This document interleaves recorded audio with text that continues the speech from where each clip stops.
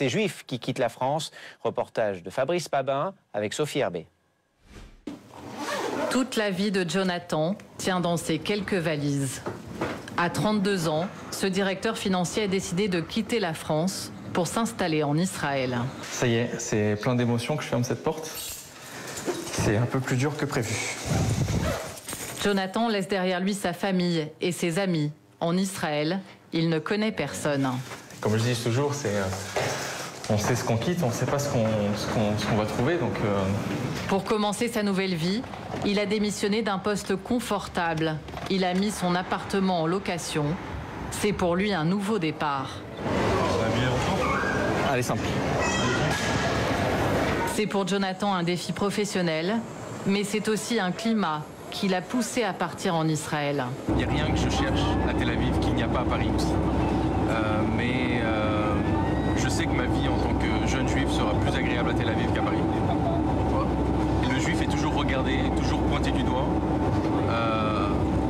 Disons qu'en Israël, le juif est libre. Et ça, c'est une notion qui est assez, de plus en plus rare en Europe et en France. Son billet d'avion est entièrement payé par l'Agence juive, l'organisme qui facilite l'immigration des Juifs du monde entier. Après 4 heures de vol, il est d'ailleurs accueilli par les responsables du ministère de l'Intégration. Hi, yes, shalom. Vous êtes Jonathan Lévy. 4, 5. Lévy, Jonathan, et Tel Aviv. Ouais. Avec lui ce jour-là, une dizaine de familles françaises. Chacun est pris en charge. Jonathan reçoit tout d'abord une aide financière, 3 000 € pour 8 mois. Il a la possibilité de prendre des cours d'hébreu et il bénéficie surtout de nouveaux papiers, une nouvelle nationalité en moins d'1 heure.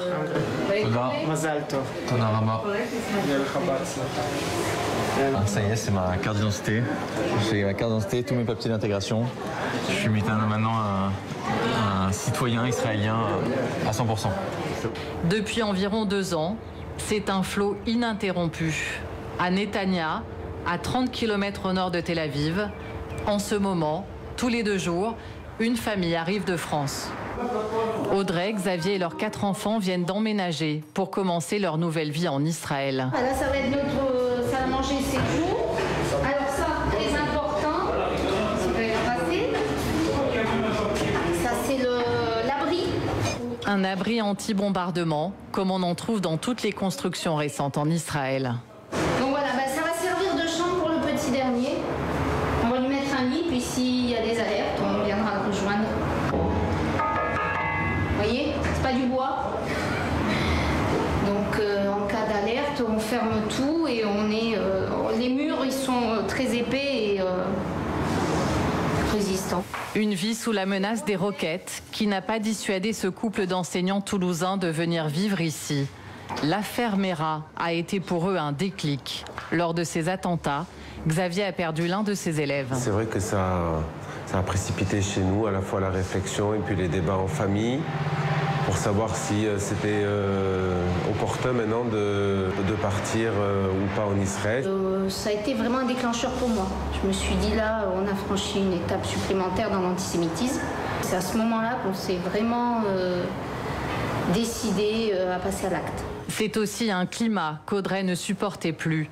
Dans le lycée professionnel où elle enseignait, elle a ressenti l'antisémitisme grandir au fil des années. J'avais sans arrêt des remarques provocatrices, des remarques antisémites. Alors je ne vais pas dire que les Français sont antisémites ou que mes élèves l'étaient, mais ils jouaient là-dessus pour choquer, pour provoquer.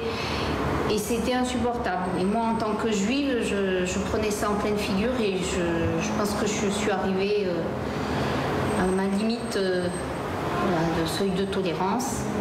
Entre tristesse et amertume, Audrey et Xavier ont quitté le pays où ils sont nés et où ils ont grandi. En partant, ils ont tout laissé derrière eux. Leur travail d'enseignant, leurs 2 voitures et leur jolie maison en centre-ville de Toulouse. Aujourd'hui, ils doivent racheter tout le mobilier. On a tout vendu sur le Bon Coin. On a pris 4 chaises et une table. Donc il faut qu'on rachète tout, là, et c'est pas évident. À 40 ans, de faire comme si on s'installait pour la première fois. Toute une vie à recommencer dans un pays dont elle ne parle pas la langue. Par chance, ce jour-là, la vendeuse est francophone. Un petit peu français. Ah, un petit peu français. Bienvenue. Français. Bienvenue. Merci. Nous, on est au Lim Hadashim. Ah, Vos Mazal Tov. immigrants. Merci. Mazal Tov. Et vous habitez à Netanya? Là, oui. C'est bien. Et on doit tout acheter. Et malgré toutes les situations, vous êtes venu vivre en Israël? Bien sûr. On est fiers. Voilà. Mais vous venez vivre en Israël avec les bombes, sans les bombes. Les Français sont désormais les plus nombreux à immigrer en Israël, devant les Américains. À Netanya, tout est prévu pour faciliter leur installation. Dans une annexe de la mairie, Fredo est chargé d'aider les nouveaux arrivants. Oui, donc j'ai les inscriptions pour les enfants. Vous avez été accepté donc à l'école de Yeshurun. Vous savez combien vous avez reçu de familles là depuis le début de l'année? Nous avons pour l'instant 131 familles et nous en attendons encore 86 familles. On va arriver à plus de 220 familles à peu près sur Netanya. Je pensais qu'il allait y avoir une vague, mais pas autant de familles. Et ça ne m'étonne pas, vu les événements en France. Mais quels événements, par exemple? Les événements d'agression de jeunes par des islamistes, la montée de l'extrême droite en France, de la crise économique. Beaucoup de points font que ça ne m'étonne pas. Des candidats de plus en plus nombreux, prêts à s'installer dans les villes les plus exposées, à quelques kilomètres de Gaza. Comme ici à Ashdod, dans le sud d'Israël. Philippe, 48 ans, est arrivé l'an dernier et a monté cette sandwicherie. Tu veux dans le sandwich? À côté, je te fais. Tu manges là. Je te mets des frites avec. Rien à voir avec son ancien restaurant de 50 couverts qu'il possédait à Rosny-sous-Bois, en région parisienne.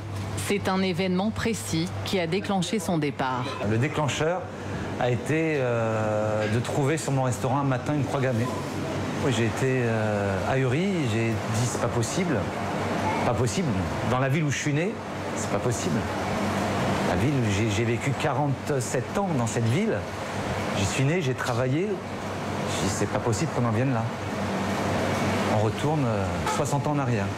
Philippe loue un appartement dans cet immeuble moderne avec sa femme et ses 6 enfants. Depuis son balcon, au dernier étage, il est aux premières loges en cas de conflit armé. Gaza n'est qu'à 30 km. Gaza, c'est en face, tout au fond. Loin derrière les grues. Bon, on ne voit pas les immeubles, hein, mais on voit bien les roquettes partir en ciel. Le jour de notre tournage, le cessez-le-feu n'était pas encore entré en vigueur.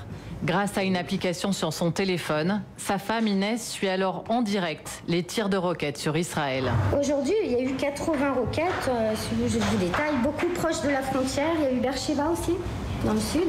15 minutes plus tard, une alerte justement retentit.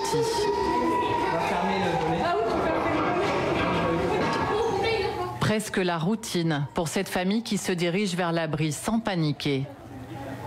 Cela fait 1 mois et demi qu'ils vivent 5 alertes par jour en moyenne. Voilà. Là, on est en direct. En direct. On a encore une nouvelle? Non. Bon. Bah, il y en a eu 2. On dire comme ça, on sort à 4 applications. C'est qui? Voilà, ça c'est mes parents qui m'envoient un message pour savoir comment ça va. Ils sont en France. Hein. Mais vos parents ont installé sur leur téléphone Red Alert en France. Voilà, ils m'envoient un cœur qui palpite. C'est lourd. Pourquoi? Toutes les 2 minutes, on doit courir dans la chambre forte. Et on peut plus sortir. Ça, c'est le pire. Et malgré ça, vous regrettez pas? Non, du tout. Non, absolument pas. Pourquoi? Parce qu'on se sent libre. En France, il fallait se cacher pour tout. Cacher si on voulait mettre une Magen David, cacher si nos enfants voulaient porter une kippa sur la tête, même s'ils ne le faisaient pas tout le temps. Nos enfants, à un moment donné, étaient en école juive, il y avait la police constamment devant. C'est pas une vie. L'alerte est terminée. En ville, les sirènes des véhicules de secours résonnent. Ouais, il y a 2 pompiers, il y en a plein. Elle est tombée. Oh merde. Ce jour-là, les débris d'une roquette interceptée par le système de défense israélien sont tombés sur le centre commercial situé à 200 mètres de chez eux, sans faire de victimes. Les tirs de roquettes et à 70 km de là, un après-midi tranquille à la plage pour Xavier, Audrey et leurs 4 enfants. On est venu pour ça aussi. Israël, c'est un beau pays, c'est le soleil, la mer. Quand même, Audrey et Xavier vont bientôt chercher du travail dans ce pays qui ne connaît que 6% de chômage. Israël est désormais leur deuxième patrie.